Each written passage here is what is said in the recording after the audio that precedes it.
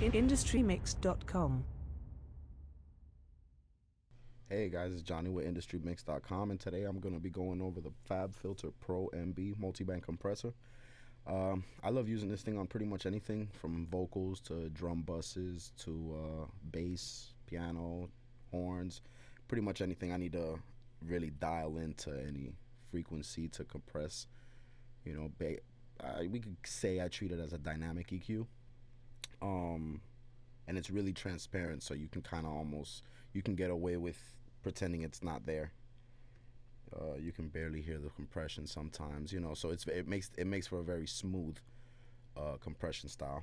But anyway, I want to go over what these buttons down here do first to kind of let you guys know how to approach the Pro MB. So this basically lets you know like how clean you want the signal to come out based on its phase, right? So you got minimum phase, which splits the bands into, it splits the bands into filters, so it introduces almost no phasing, but it has a little less quality. So, sometimes when you're mixing, you might want to go a little higher into your dynamic or linear phase. Linear phase introduces absolutely no phase, whether you would raise the gain 20 dB, lower it, whatever, split into 6 bands, which is the total amount of bands that this could split up into is 6.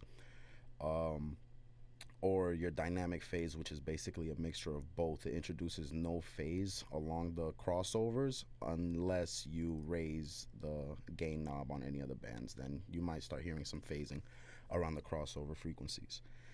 So your oversampling is basically how many times the processor is going to work in order to introduce higher quality. So if you go 4 times, then it's going to work 4 times before you hear it to provide the highest quality possible. Your look ahead is basically what allows your oversampling to work. So, it looks ahead and basically the signal that's coming in. So over time, as it goes on, it reads the signal that's ahead to let it know how to act before that signal comes in. So your analyzer speaks for itself. Whenever you input a signal, you'll see a analyzer, little wave dancing around here, and you can set the resolution to see how clearly you see it or how blurry it is, depending on your computer's power. How much CPU you have. If you have a good video card and a good processor, then you should be good to pretty much max this thing out. Your speed is the recovery speed of the actual analyzer. This has nothing to do with how the compressor itself works.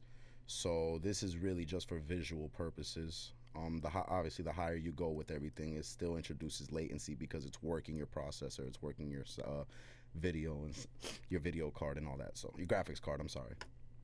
This will let you know you have your input level, how loud the signal going into the compressor is, and your output level is recovery. Basically, it's gain. And then here you have 100% knob that you can go up to 200%, so you can basically double the effects of the compressor, or you can go under 100% to kind of give it like a parallel multi-band compression, which I myself don't ever do. Right here you got the size of it, medium, large, and depending on your screen you can go extra large.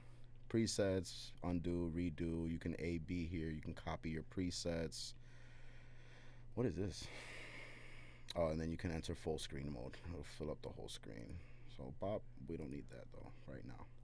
So yeah, so today I just want to show you guys kind of how it works now. Now that you understand what every button does, you can get to work with it.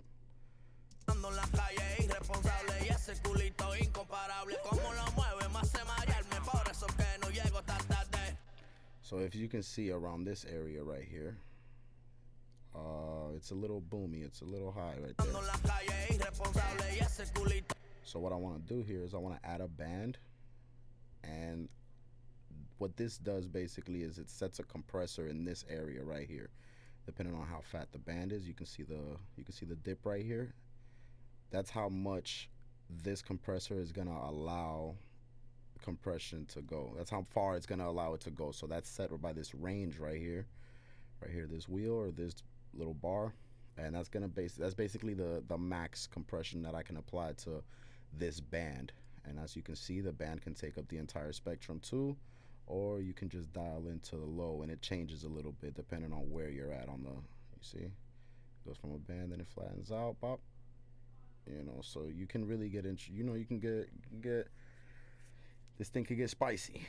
So yeah, you have your threshold that basically sets the limit which your signal has to cross before the compressor starts working. So right now I have it at negative 18. Well, standard it comes negative 18, and if the signal coming from here into the compressor crosses negative 18, then my ratio is going to determine how much it attenuates the volume of the signal. So right here I have negative 18. So for every decibel that my signal crosses that threshold, it attenuates times 4.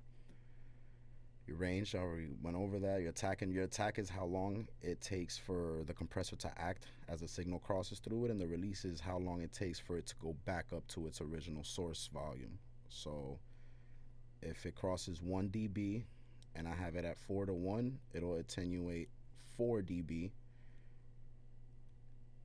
The attack determines how fast it takes to get there, how long it takes to get there, and the release determines how long it takes to get back to its original volume.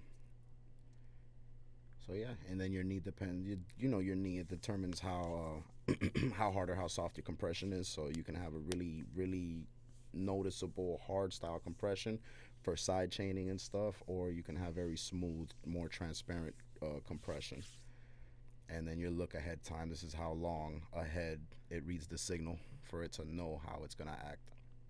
And your output. So yeah, so let's see how we gotta attack this thing to make it sound smoother.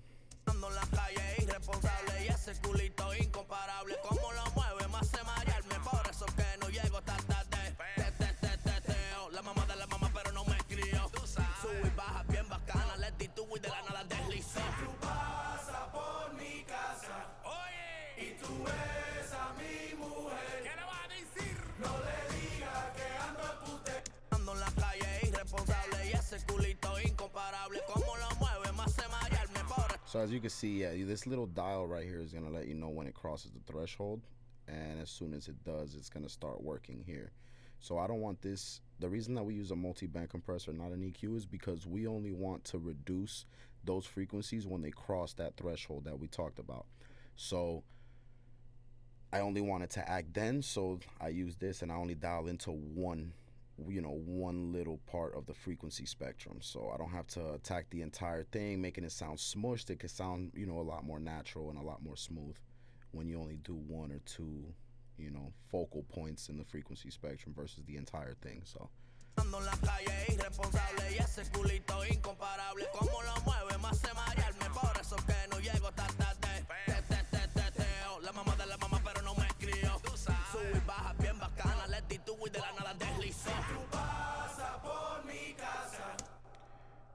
So yeah, guys, that's the FabFilter Pro MB on a vocal lead. That's how we control certain regions in the frequency spectrum to get along with everything else in the mix. My name is Johnny. This is IndustryMix.com. Till next time. IndustryMix.com